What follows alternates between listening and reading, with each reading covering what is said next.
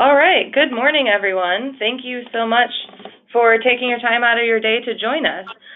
Today, we are going to be focusing on legal cannabis in the Midwest and what utilities can learn from early adopters. Before we jump into our speakers that we have lined up for the day, I just have a couple housekeeping items. Why is this not advancing? So all attendees are muted. If you have any questions, feel free to type them in your chat box at any time. We will save questions for the end, but feel free to type them in as they come to you. Our webinar is being recorded, and you will receive an email link to the recording afterwards. It will also be posted on our website. In case you aren't familiar with MIA, we are a regional energy efficiency organization. We cover 13 states in the Midwest. We have about 160 members right now. They span everyone from utility companies, research institutions, state and local governments, energy efficiency related businesses, really anyone who's touching energy efficiency in the Midwest. And as a key resource and champion for energy efficiency in the Midwest, we work to help our stakeholders understand and implement cost-effective energy efficiency strategies. Just a little plug for our annual conference here. It is coming up. We're gearing up and planning our agenda, and we're really excited about it. We would love to see you all out in Chicago in February. It's always a really good time. Before we move on to our presentations that we have lined up for today, I just wanted to quickly mention that MIA just released a new fact sheet around energy use in cannabis production facilities within the Midwest. I think that there's already some wide agreement within the energy industry that indoor cannabis facilities do require a lot of energy. So rather than rehash the needs of these facilities, this fact sheet serves more as a kind of a current snapshot of where we are in the Midwest. We've identified 3 key states that have the most current and near future energy demands within cannabis production, and we've highlighted some widely accepted best practices that would serve the Midwest pretty well. Cannabis use is legal in some form in 10 states within the Midwest. You'll see here there's a little map kind of outlining where we are. It is important to note, however, that some of these states in light green, they only allow the use of CBD oil for medicinal purposes. Within those states, they're actually limiting the production of the oil. Some of them only have a very few amount of licenses for manufacturing, and then there are a couple states that don't even allow production to happen within state limits. So while there may be some approved CBD oil consumers within the state, there really aren't any energy-related impacts because it's being imported from neighboring states. So I just felt that that was an important differentiation to make. Based on the current amount of licensed growers, coupled with the prediction that these laws will continue to become more relaxed, MIA sees Illinois, Michigan, and Ohio as the 3 Midwestern states with the most energy demand from cannabis production facilities. Something interesting just happened in Illinois. Governor Rauner last month signed a bill that will significantly increase the amount of medical cannabis cards that are prescribed throughout the state. This bill actually allows for cannabis to be used for pain management purposes, and this is kind of in an effort to cut back on the amount of opioids prescribed. And simultaneously, it reduced some of the background screening needed for consumers before they can purchase products. So in anticipation of this bill being signed by the governor, a lot of the Illinois facilities that are producing medical cannabis were already planning facility expansion and ramping up in production. So I think that there are many more legal changes on the horizon within the Midwest, and we just want to make sure that we are taking a proactive approach to help these facilities produce cannabis in a smart and sustainable way, rather than a reactive approach and wait until demand kind of explodes should a recreational law pass in the region. So I just wanted to frame up our conversation for today Before we hear from our speakers, just keep our Midwest status in the back of your mind as we go through our presentation. So first we'll be hearing from John Morris. John is the Vice President of Market Development for DNR International. Since 2014, John has been conducting outreach and education to utilities and utility commissions across the U.S. John and his team have also created a utility line extension cannabis calculator to help growers forecast facility energy upgrade costs. In 2016, John co-founded the Resource Innovation Institute, an international nonprofit organization dedicated to water and energy conservation in cannabis production. The mission of this nonprofit organization is to provide certification standards, technology reviews, and market-based platform for best practices on resource conservation in the cannabis industry. John has published articles, peer-reviewed research papers, been interviewed by national media, and delivered numerous presentations on energy intensity of indoor grow facilities. So, John, I'm going to now turn the controls over to you. All right. Thanks very much, Molly. Appreciate it. Really very grateful for the work that MIA is doing to begin to kind of engage its members on this topic. And specifically last year at the MIA conference in Chicago, we were able to do a panel, which I think was very informative and helpful for MIA members to kind of get a sense of what they could be expecting as regulations evolve around cannabis. So again, thank you very much for this opportunity today. I'm gonna fly through a number of slides here in the 15 minutes I have, and I'm gonna skip right over the intro and kind of just give a snapshot nationally of kind of what we're seeing, and in this instance here and in this industry, we can really say that each state is a special snowflake, and it's really kind of due in part because where they are in the continuum of market development. So where Colorado is, because it's the oldest state or it's had legalized rec the longest, has a different kind of market dynamics than Oregon now, where we are experiencing an overflowing supply of cannabis, in large part because we can't export it. So it's just really important to understand that as each state kind of develops regulations, whether it's on CBD oil only, whether it's medical only, whether it's recreational and personal home grows, what that does is creates a very dynamic but unique market for that particular state and the growers and the utilities in that state. So it'll be interesting to watch the development and the evolution of policy and regulations in the MIA territory.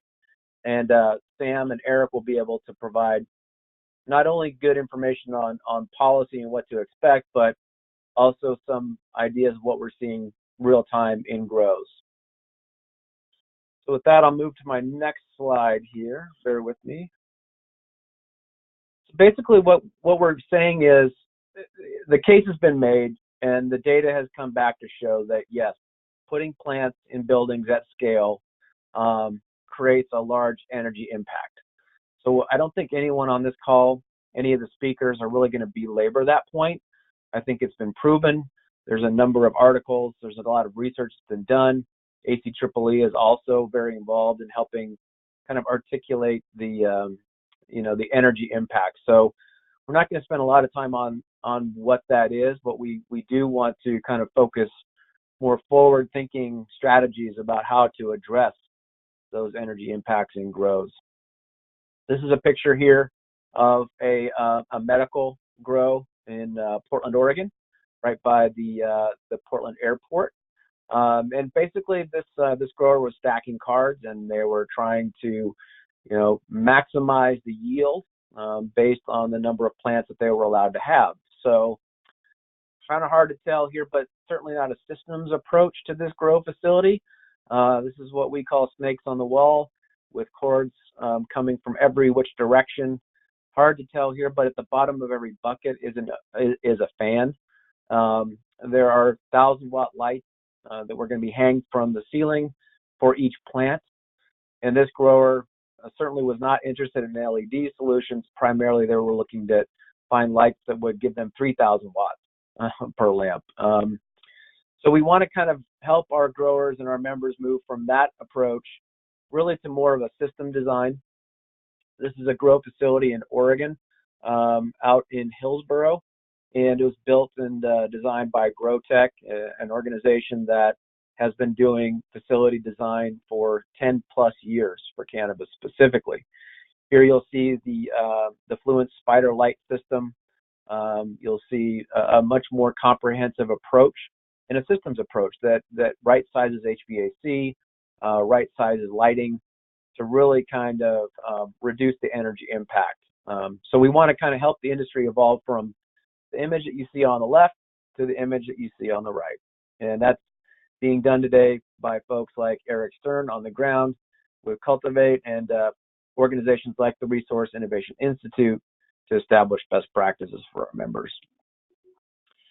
I want to take a moment just to kind of share what has not happened in the cannabis sector. And I would say that most of this is still pretty relevant in what we're seeing across the country. But I would say that Cultivate and the work Eric Stearn is doing is starting to kind of push into the field of getting actual real data and customized approaches for growers, for utilities. So we're happy to see that.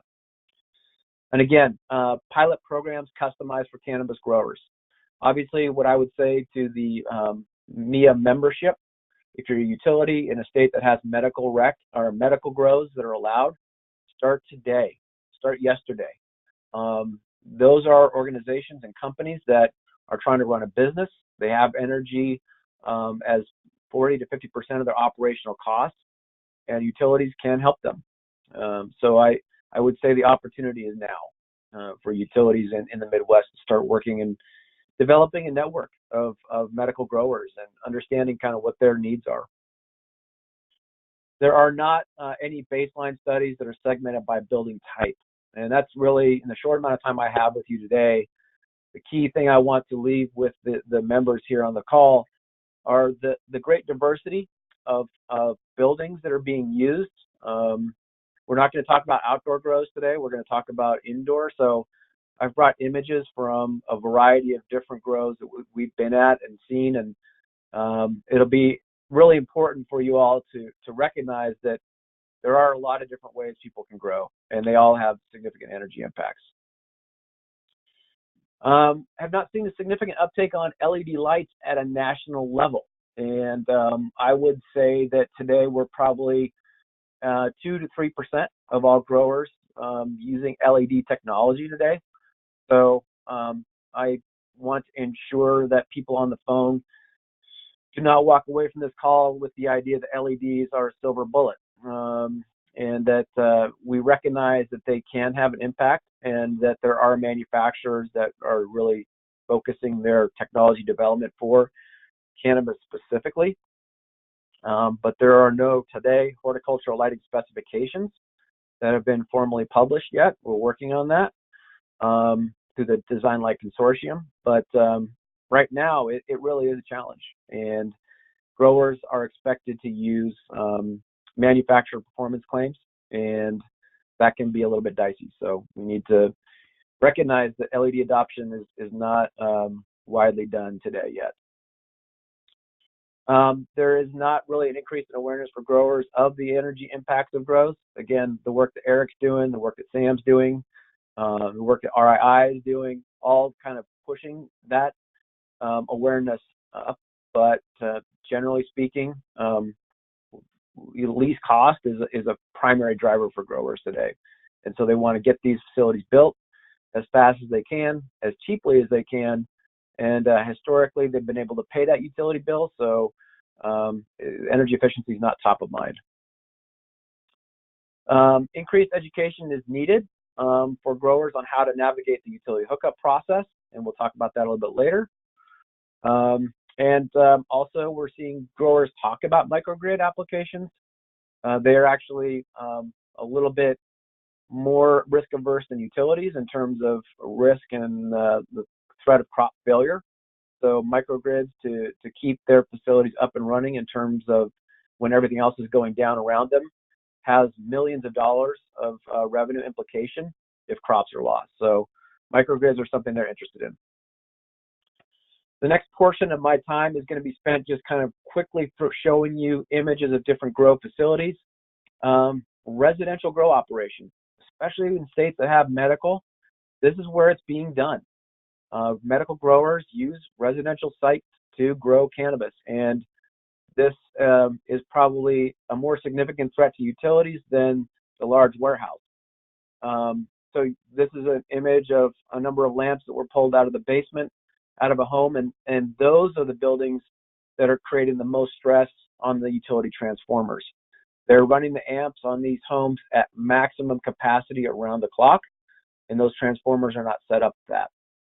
So I would want to just make it crystal clear for you all that medical grows are being done in residential buildings, and there's nothing wrong with that. I mean, it's legal for them to do so, but there is a lot of education that needs to be done on how to address residential sites for cannabis production. Cannabis is also being produced in fully automated grow trailers. This is a grow trailer at the offices of GrowTech, and you can see on this image on the left, this is kind of where the controls are, where you can adjust up and down the cooling for this grow trailer. And then on the right, you can see the plug, where they literally just plug these in. So they outfit the trailer on site, and then they deliver them directly to the customer. So GrowTech uses LED technology for their trailers, and we're always happy to see that. So we talk about residential buildings, we're talking about automated grow trailers. This is the kind of the typical image that at least came to my mind when I thought about greenhouses. Okay, greenhouse, great. That's a great way to be super energy efficient. Let's get the hoop house up, put a few fans in, and let nature do its thing. And yes, these are being used, but also the technology from greenhouses is getting to the point where they're getting very sophisticated. And these are images courtesy of Forever Flowering Greenhouse, and these can take up to 3-phase power to run them. They're using light deprivation strategies to block out all the sun, and they're putting light inside to trigger multiple yields per harvest. And they're able to do them in very diverse climates. So that's just a testament to how sophisticated these greenhouses are getting, how big they're getting, and that also they are very energy intensive. So don't be like me and assume that all greenhouses are going to just be a minimal impact to your utility grid. Next is kind of a mid-sized commercial grow facility. I think, Eric, maybe you and I did this tour together in Denver. This is a facility we got to tour at eSource last year. A lot of fun. This is the lighting and how it looks in the vegetative stage here. You can see the lights are fairly high up off of the plant, and then you can see the lights in the flowering stage, much different. We were separated by plexiglass on this tour. The grower did not want any risk of contaminants being introduced into the grow rooms, but this is the HVAC system on the ground that was required to keep those rooms at 75 to 80 degrees. Basically, the lights that you see there are equivalent to street lamps, and there was additional HVAC on the roof of this building as well. And this is just a mid-size commercial grow facility, so probably oversized the equipment, but the heat that was coming off of those lamps was significant, and we were literally taking off our jackets and coats as soon as we got in there. Here's an oversized HVAC facility. The gentleman that sold this mini split system got a killer deal out of it. Completely oversized, many microclimates potentially within this building. But again, it's good to see that growers can appreciate ductless mini split technology. I'll say that's probably the best part about this image. And then this is the supersized industrial grow facilities. This is in Oregon, 160,000 square feet. This is a combined heat and power system that's being used to operate the entire building. Utility bill on this will be about $1 million a month when it's fully operational. Last but not least, there is an allure to the rural kind of ag fields that people can get cheap and put a structure up and start growing their plants. They see this power line on the left here and they figure they're good to go. Unfortunately, there's no way that power line is equipped to deliver the energy that they need to run a facility like that. And so what they find is that three-phase power is 10, 20, 30 poles away. They have not contacted their local utility. They've already bought the property. They've already made investment commitments in terms of dollars and revenue, and they're 6 to 8 months out from getting power. So I want to wrap up with a conversation very quickly about the Resource Innovation Institute. We're nonprofit, stakeholder-driven, very objective, and we work with all of these key stakeholders here. Really excited about the work that RII is doing, and would encourage all of you to consider joining RII. And with that, we have the Cannabis Power Score tool, and does similar work to what Eric does on the ground with his growers. With that, I'm going to change presenters, and I'm going to turn it over to Sam Milton, and Sam can give you a deep dive on policy. Great. Thanks so much, John. I'll just briefly introduce Sam as he's getting set up. Sam Milton is principal of Climate Resources Group, a Massachusetts-based consulting firm that focuses on finding synergistic business opportunities at the intersection of climate and energy. For the cannabis sector, his firm advises clients around strategies to reduce their company's energy and resource use and carbon footprint. Climate Resources Group also works closely with stakeholders to develop policy and programmatic pathways that reduce the energy and environmental footprint of controlled environment agriculture. Sam holds degrees from Beloit College and the Fletcher School at Tufts, is a credentialed lead professional, and is a certified Massachusetts Municipal Climate Vulnerability Preparedness Practitioner. Go ahead, Sam. Thank you, Molly. I appreciate the introduction, and thanks everybody for joining the call today. Apologize in advance. I have a bit of a late summer, early fall cold. In case my voice is a bit muddled, I hope you can still understand me. And one thing on the slide that Molly didn't include in her intro, that I'm a native Kansas Cityan and absolutely thrilled to be involved in this MIA webinar. I've been out east for a number of years, but absolutely thrilled to be able to contribute to this conversation and help Midwestern states wrap their arms around this cannabis equation and what's happening and how we can help. So without further ado, I'll come talk a bit about my discussion here. Breeze through a couple of points here, but I want to expand a little bit on what John said about the context for energy efficiency for the cannabis industry. There's a lot going on and a lot of factors that are kind of pulling and pushing things, hopefully in a direction towards efficiency. We'll look a little bit behind what motivates some of the cannabis control boards to regulate energy or not regulate it, depending on the case and on the state. And I'll give a little bit of an overview around what's happening in some of the adult use states, and then talk about some of the policy prescriptions that are available to everybody, and kind of see where things might be headed in different parts of the country. So John definitely talked about some of the price impacts for cannabis. For example, in Oregon, there's a glut in the market. So you're really seeing prices collapse there. In Colorado, for example, you're seeing a more measured supply, so prices are holding steady. But I think it's just economics 101 that when supply will increase, you'll see those prices drop, and that will really I think push cultivators to be looking for ways to reduce their operating costs. Cultivators will also be theoretically wanting to position themselves as a good neighbor. And in that sense, though, they will, be working with municipalities in principle to say, well, we're the the greenest option, especially where there's competition for permits. We're seeing that in some of the states that a municipality may only have a handful of different permits available in its jurisdiction. So there could be a race to the top, so to speak, for in terms of efficiency and sustainability and environmental responsibility.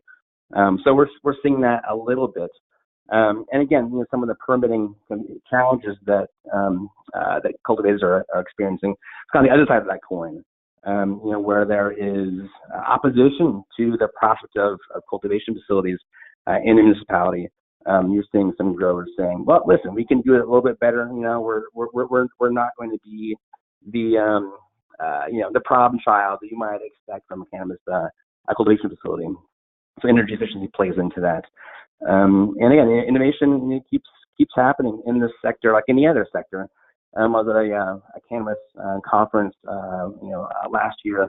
Something I counted, maybe 20 or 30 LED companies, trying to market their most innovative products to the industry. So you're seeing a lot of private sector innovation happening, zero public sector innovation around cannabis cultivation practices and technologies. But I think we'll be seeing that evolve a little bit, especially as some states try to be more proactive about this.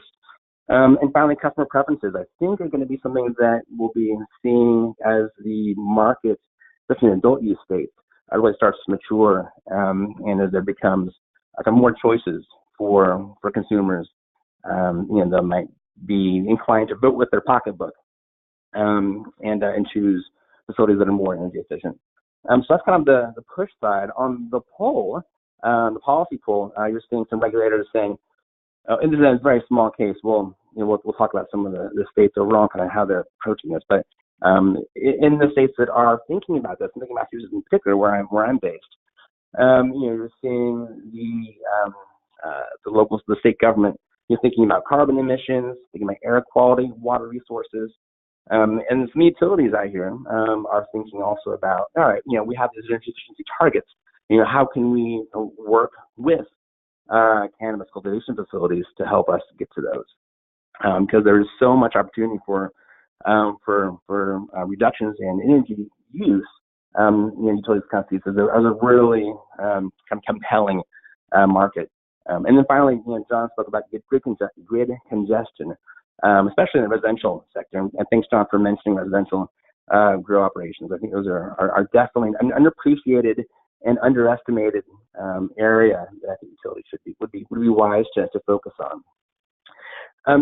So for those states that are going down the road of legalizing, recreational and even medical cannabis, it's the analysis that I've done. It really seems that the vast majority of the time that regulators spend on this industry is really thinking about public safety implications. How do we make sure that that the public isn't endangered by these facilities?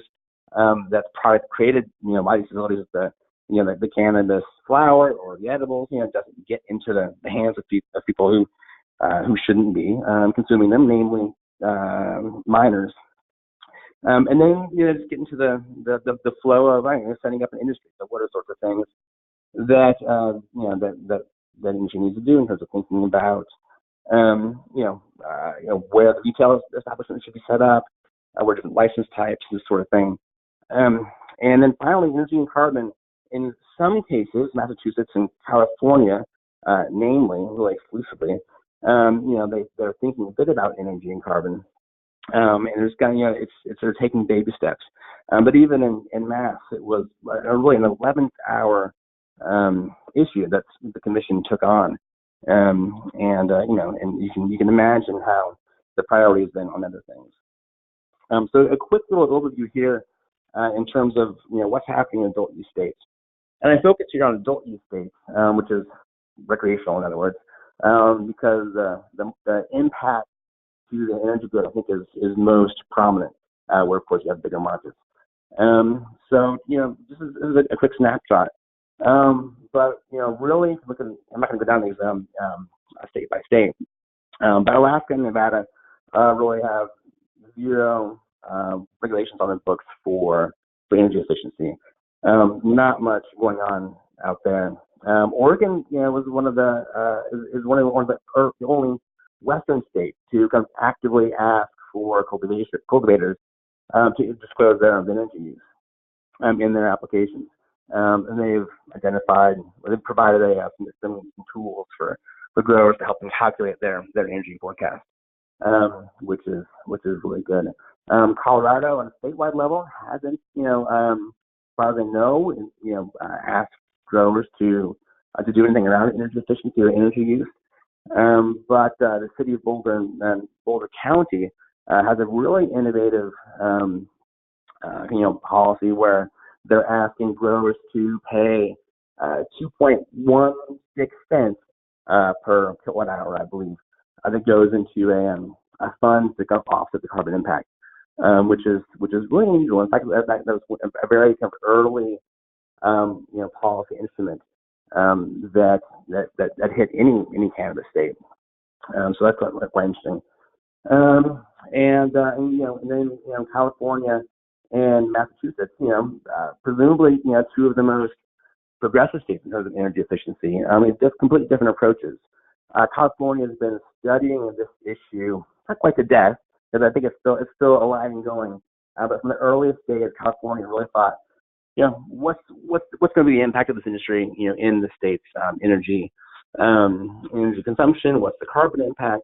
And they have done study after study about this. The California Energy Commission has attempted to include cannabis in its most recent forecast of energy demand. They couldn't quite figure out some of the implications and the numbers, because the data is not there. So really, I think the best that California is able to do is to have growers give their energy use by 2020 and phase in some greenhouse gas goals by 2023, which is not really pushing it, to say the least. But in Massachusetts, for example, it took a completely opposite approach, and the state energy office basically said, listen, your cultivators are going to have to use HVAC equipment that is compliant with state laws. They have to have building envelope standard for all indoor grow facilities. And perhaps most controversially, Massachusetts growers that are licensed for adult use cultivation need to have a lighting power density standard of no more than 36 watts per square foot on average. So it's very highly prescriptive, and basically said, growers, you're not going to be able to use the 1,000-watt lights anymore, which are kind of standard in many facilities, the ones that John showed that were in bright orange. So it's a state's attempt to basically impose kind of a new kind of lighting technology on the industry, which, as John mentioned, has not really taken off by any means. But it's going to be an interesting experiment in Massachusetts to see, how growers respond to this. Some I've spoken with have said, well, 36 watts per square foot, we can do that through a combination of different lighting technologies. We can still keep our, bright orange, high pressure sodium lamps in some parts of the facility, and kind of, and those can be outweighed through the use of fluorescent or LED in kind of some of the different stages of growth. So that's a snapshot of some of the things happening in the adult use states.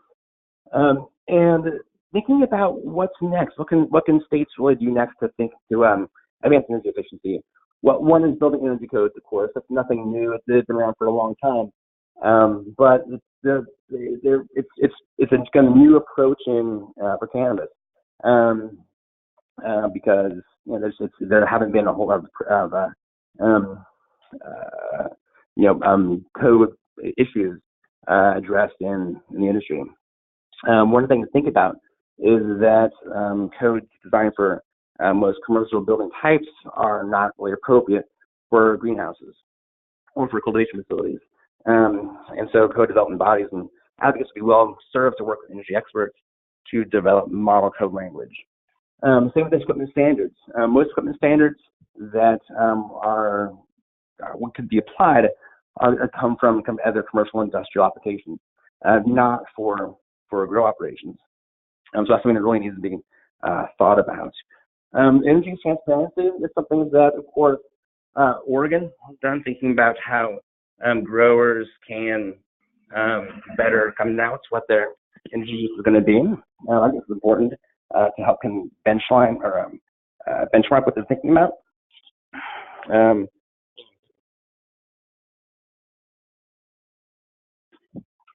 And finally, retrofit financing and technical assistance, something that folks should, can be thinking about.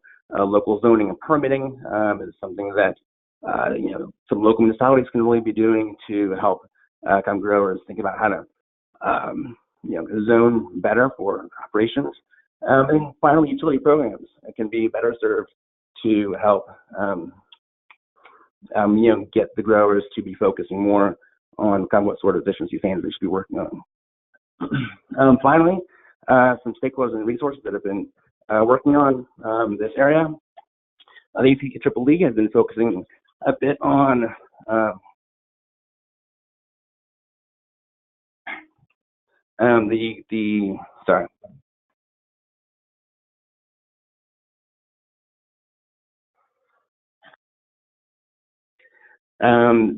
how states can be kind of working on energy efficiency.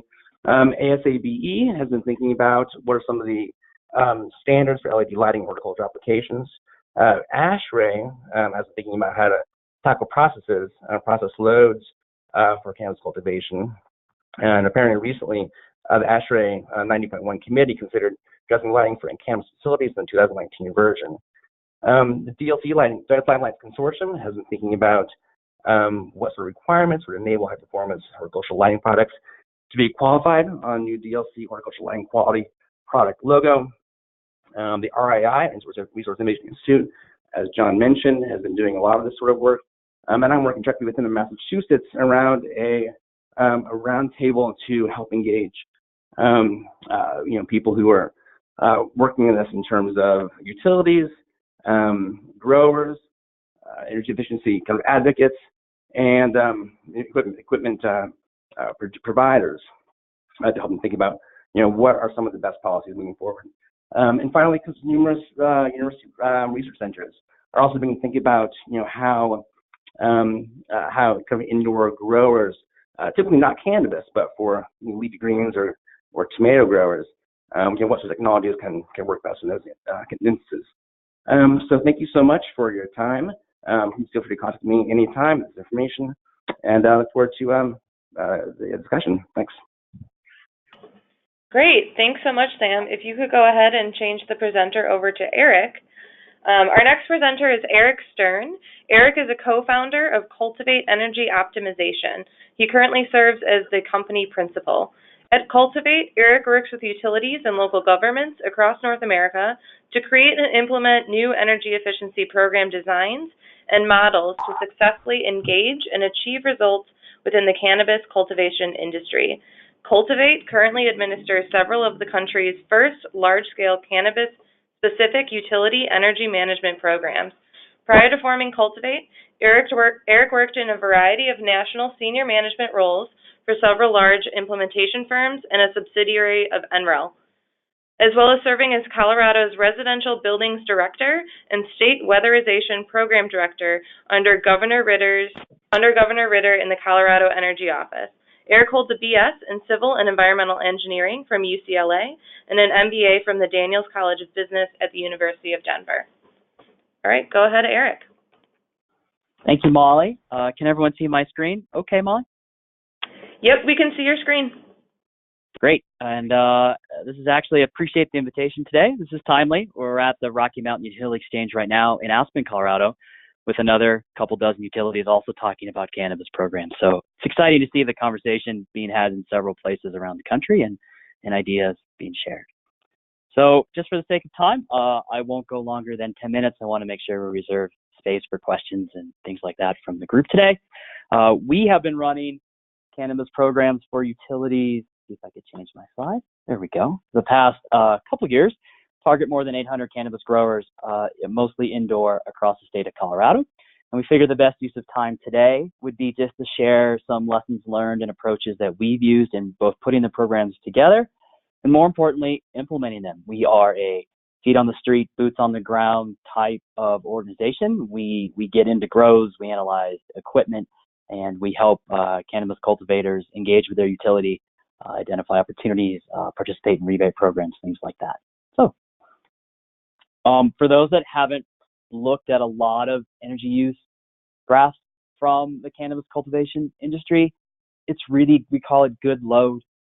It's for us, and what we've seen looking at dozens and dozens and dozens, it's very consistent month to month. It tends to trend up, obviously, but you don't have a lot of seasonal, at least what we've seen, variability. Load factors almost always are very high. 85, 90% is very common. And we also see a decent amount, at least in Colorado, of winter peaks, whether that's being driven by using the air conditioning system for humidification management, things like that. It depends, but it is not uncommon. And then I would always like to move the last bullet, which is you can manage this load. It is not just energy use that happens. It is something that does happen, but the grower will often engage with you if there are programs out there. It can be moved around. It can be manipulated. It can be controlled with some techniques. There's a big misconception that the industry won't engage, which is, look, it's a kind of a fringe business. It's not very public. They're not interested in engaging with their utilities on programs, all of that. We've run a half dozen programs. All of them have sold out, often in a matter of weeks, if not on the first day. So, and what we found is very few cannabis cultivators will not let us in. We work on behalf of our utility clients, and we usually open the conversation, which is, look, there's programs out there. You can participate. We're going to walk your site. We're going to talk about energy efficiency and energy management opportunities. 9.5 out of 10 say, come on in. Let's schedule it, and let's have you look around. And not only will they engage in a discussion, I'd concur maybe with John and Sam, which is they want help. They just weren't aware that it was out there. They're not coming from facility managers at large C&I buildings or the home industries that have typically worked with utility programs in the past. This is all new for them. You start with just explaining that they pay into programs, they can participate, there's great resources, they're available to most other business sectors, and it's available to yours as well. And this is a pretty standard process, and there's assistance out there. So big takeaway. And the one thing, though, is you have to go to them. I think we have found that they will not typically enroll in standard custom programs or standard C&I programs or standard commercial lighting programs. They're not going to seek them out. You have to figure out a way and a strategy to reach them and go to them. That is one of the initial challenges. It's different for those that haven't been on site. John showed some fantastic photos. You just can't show up. There's a lot of regulation and rules, as people know, which is they're usually unmarked. That's regulation in terms of signage. They're fenced in. Some of the owners are often investors, are often out of state. They're not listed. Reaching them is a challenge, but also an opportunity. We have found that once you can be part, you have to be part of the cannabis industry, and once you're there, you can explain and engage. But really, similar to whether it's small business programs or income qualified programs, reaching the customer tends to be one of the initial barriers. And we always sign, since there are some private and somewhat confidential processes going on, people are somewhat competitive. We always sign non-disclosure agreements, and we usually try and make the cultivation customer feel comfortable and open up about what they're doing, how they're doing, and letting them know that we're not here to snoop. We're not here to get them in trouble. We're here to actually, the more we understand, the more we can work with our utility clients and be able to put them into the right program and find resources for them. And the little things matter, I think, would be my final point, which is we're very careful contaminants, and you try not to walk multiple sites on the same day. And we always try to say, just grow before you go. Know where you're going. It's going to be a different experience, and there are subtleties, I think, that the cannabis industry will appreciate on behalf of their utility if they have a good sense of them before going in. And Molly, I'm going to move pretty quick the next 3 or 4 slides just to allow time. John and Sam, I think, both touched on this. Even though we're there to talk about efficiency, we always start with a business discussion, almost always. And even in Colorado, that's a chart of price per pound of flower falling, which means all of a sudden these margins that were fantastic and healthy are getting tighter. And so one of the best ways to start managing this, they're helping them maintain their business profitability, to start talking about managing operating costs, which have a big part of that is energy. So we always spend at least an hour or two talking about the licensing process, why they got in the business, where's their investment coming, what are they growing, different strains, different types, things like that. The more we can set a baseline of understanding, at least the implementation of our programs, of what they're doing specifically in that facility, we can then start to tailor and customize upgrades, swap out, things like that for them. John said every state is a snowflake. I think we have found almost every grow facility we walked into is different. Everything is different. Some night and day HVAC systems, lighting systems, how they set up their cultivation rooms. We try and map everything we can, and actually this is showing a decent amount of lighting in these 5 we just pulled randomly. That's not always the case. It can be heavily weighted towards HVAC, different fan types, different systems, scent mitigation. There's tons of technology in there, and a lot of times, at least in our experience, it depends who they hunt. A lot of these owner investors for these facilities will hire a third party, a grow consultant to set up their facility. Depends who they hire, is going to depend what equipment is spec'd and how it works. And also, not only does energy use and equipment inventory vary site by site, remember every grow has multiple rooms to do different things. Every room is very different. So we start to break down what is going down, what is happening in each room, and do we start attacking individual rooms for energy efficiency and savings and load management as opposed to even a whole facility. We always try and provide context, which is in terms of not just total energy use, but trying to understand, okay, well, what are your operating schedules? When does your staff show up? What are they doing? What strain are you going? How old is your equipment? How often does it run? We try and layer that all in to get a much better picture. And once we get that, things start to jump out. We need to meter and sub-meter at the circuit level. We do that quite a bit. That's what this chart is showing, just to get a sense of really what is their HVAC system doing, and can we figure out a way to optimize that and start to manage that. I'm going to skip this one, but this is probably, we always try and we talk metrics, and traditional ROI on savings from upgrading to new lighting or other technologies is not a metric we use with the grow site.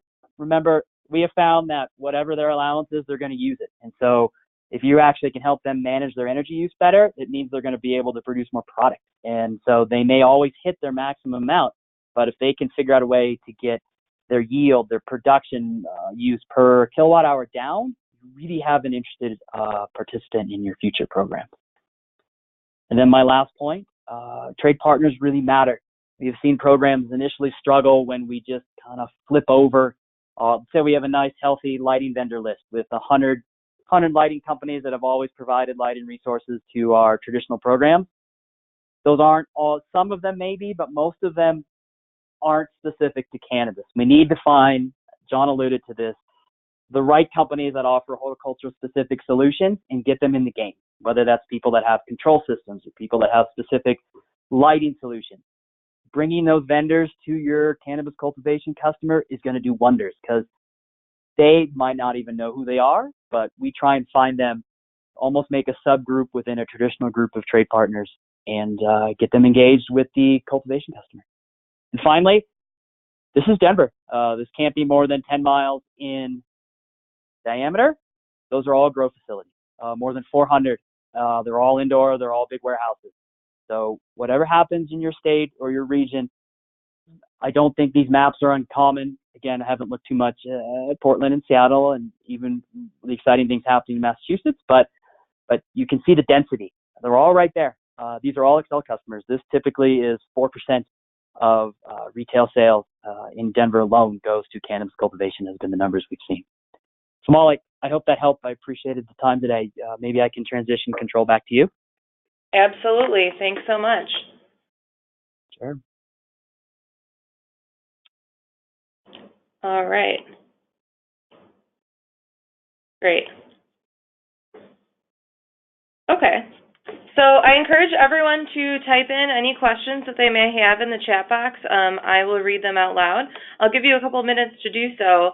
While you're thinking of your questions, Mia right now is trying to figure out, how can we keep the conversation going in the Midwest? How do we keep up this momentum? And how can we best serve our members who are interested in working in the cannabis market sector? And so an idea that's come up is, can we create some sort of a working group or a collaborative of MIA members to kind of work on this topic? And so I'm going to launch just a quick poll. And if you're interested in joining some sort of collaborative in the Midwest to keep this conversation going. This would be like a MIA-run working group. Feel free to let us know. It's okay if you don't know the answer yet. This is something that we're just starting to dive into, and we'll develop further. John, Molly, that's so funny. I actually tried to vote on that. All right, so we've got some questions. I will go through them. What are the panelists' advice for the distribution and energy efficiency utilities in the state of Vermont, which has legalized recreational but not passed tax and regulated legislation for retail sale? This is John. I'll start by recommending that utilities and distribution companies in Vermont, start game planning now, targeted and specific outreach to those potential or existing customers. I assume there's been medical there. I'm not 100% sure, but the timing is so critically important, and we believe that the sooner that you can start to build a network of growers, and then find those champion growers that really can help articulate the value proposition of energy efficiency. You don't need every grower, you need one or two. And that's what we do with the Resource Innovation Institute, is we find local growers that can take up the mantle of energy efficiency and then share that story with other growers, because their credibility goes so much further than mine. So we want local on-the-ground growers to kind of work and adopt the RII kind of approach, and then use the utility partnerships to bring the resources necessary. So I would say start now. Yeah, and this is Sam. I would just add also that that utilities would be kind of well served to start collecting as much data as they can around kind of what's the cultivation profile or the energy use profile for cultivators in Vermont. I know there's a lot of of outdoor hemp cultivation happening there, but on the indoor side, even though I know numbers are limited, they should kind of really get a good sense of what's the typical kind of energy use profile for cultivators, and then begin to think about that as a baseline and how to improve upon that. Would be, I think, another important next step for them. Great. We have another question. How important are tunable or color-controlled lights to growers or grow operations?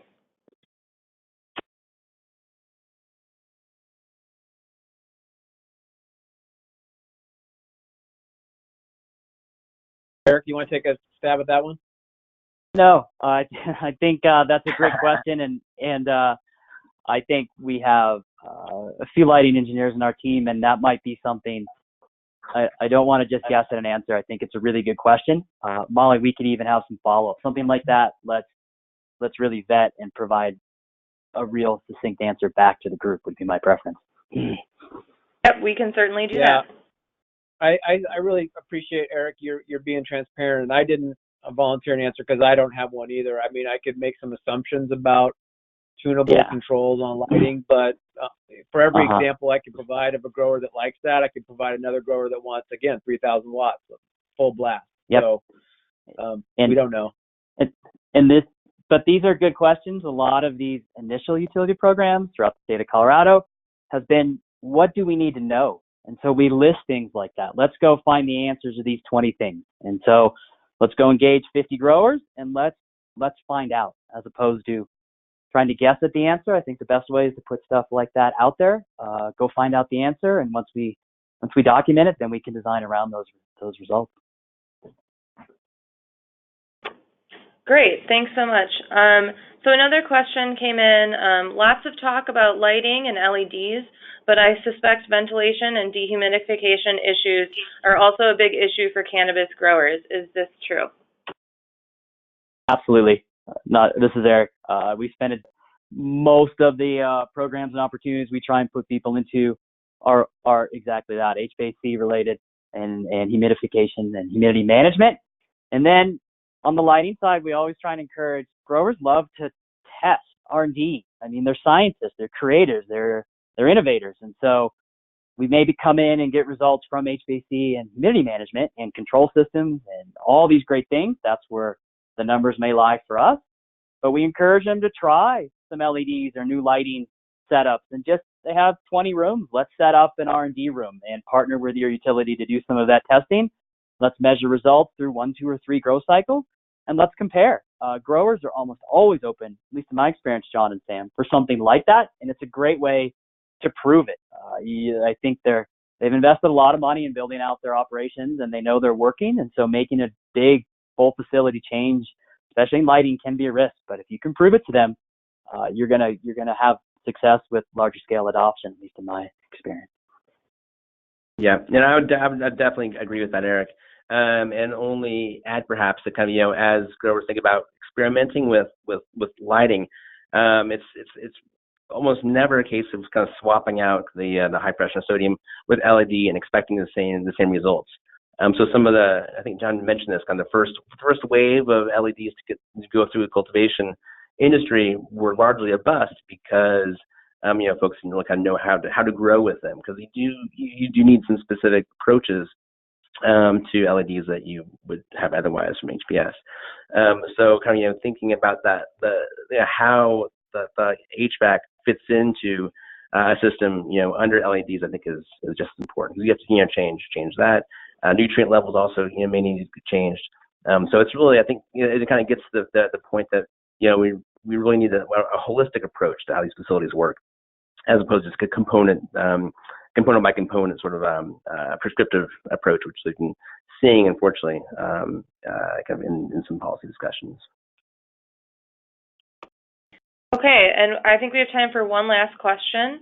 Have any grow facilities implemented ISO 50001 energy management systems in their facilities?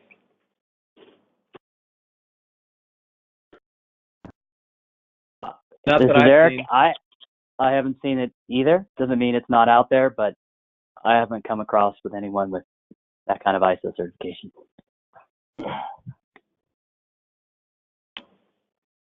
All right, well, we are at time, so thank you all again so much for spending the hour with us.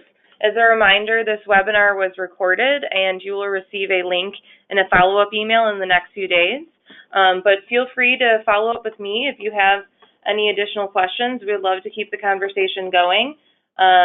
Thanks so much, and have a great day, everyone. Thank you, Molly. Thank you.